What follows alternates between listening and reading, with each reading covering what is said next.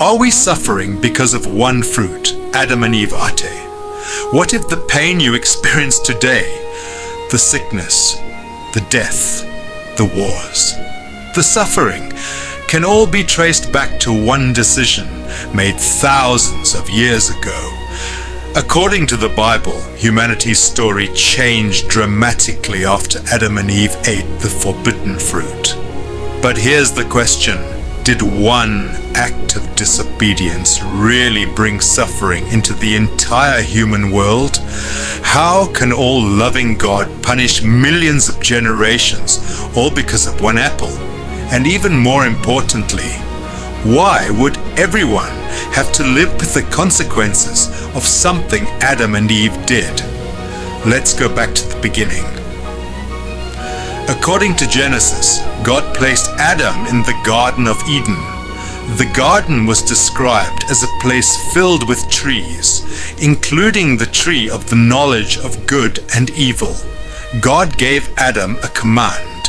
He could eat from the trees of the garden, but he was not to eat from the tree of the knowledge of good and evil. Why would God deny Adam and Eve a chance to get knowledge? Why would he create the tree at the first place?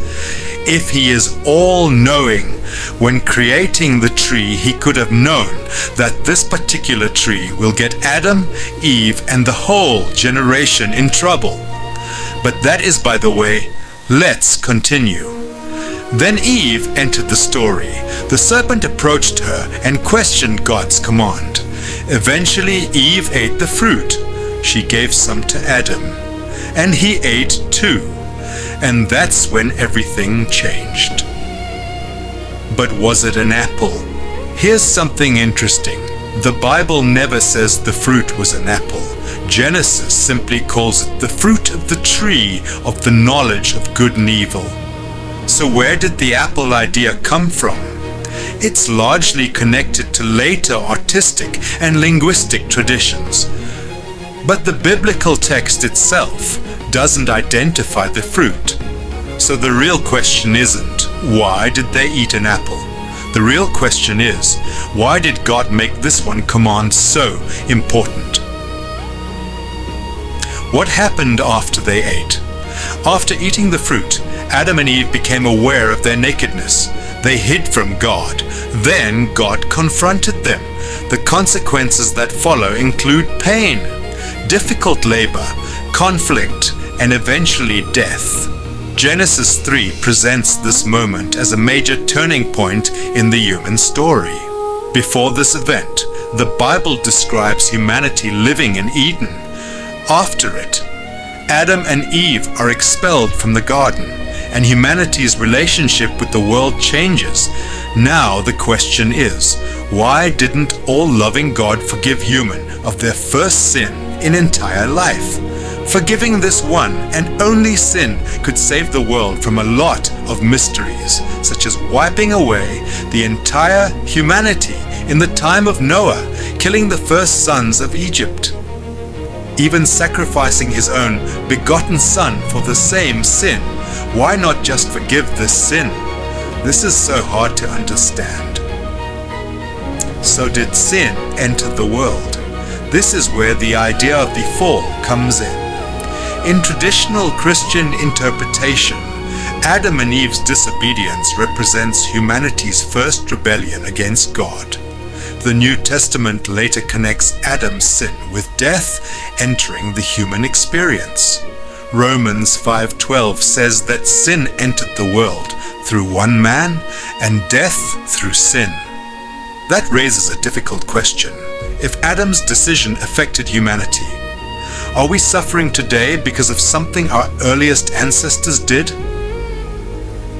But is every suffering our fault? Not necessarily. This is important.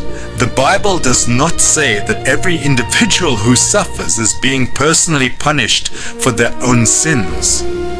In fact, Jesus challenged that kind of thinking. In John 9, when Jesus encountered a man who had been blind from birth, his disciples asked whether the man's condition was caused by his own sin or his parents' sin. Jesus rejected that simple explanation. So suffering in the Bible is more complicated than you suffered because you did something wrong. Then why does suffering exist? The biblical story gives one major explanation. Humanity's rebellion against God damaged the relationship between humans, creation, and their Creator. The world described after Eden is no longer the same world described in the beginning. But Christianity also teaches that the story doesn't end with Genesis 3. The Bible eventually presents a promise of restoration. Revelation describes a future in which death, mourning, crying, and pain are no longer present. So the biblical story moves from creation to fall, and ultimately toward restoration. But here's the question. Imagine you were Adam.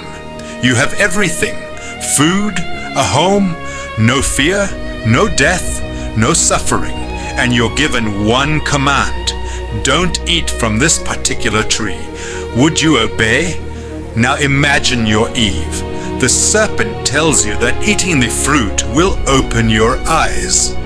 Would you trust God's command or take the fruit? And here's the question that may make you think. If you had been in Adam and Eve's position, do you think you would have made a different choice? The bigger mystery, perhaps the story of Adam and Eve isn't really about an apple. Perhaps it's about something much bigger: freedom, choice, trust, and the consequences of human decisions. One choice in Genesis becomes the foundation for one of the Bible's biggest questions. Why does a world created by a good God contain so much suffering? Different people have answered that question in different ways, but the debate has continued for thousands of years.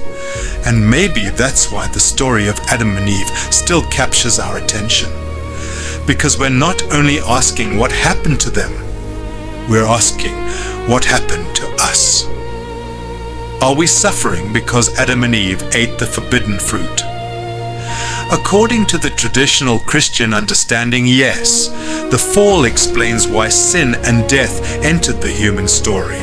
But the Bible doesn't say the fruit was an apple, and it doesn't teach that every person's suffering is a direct punishment for a personal sin.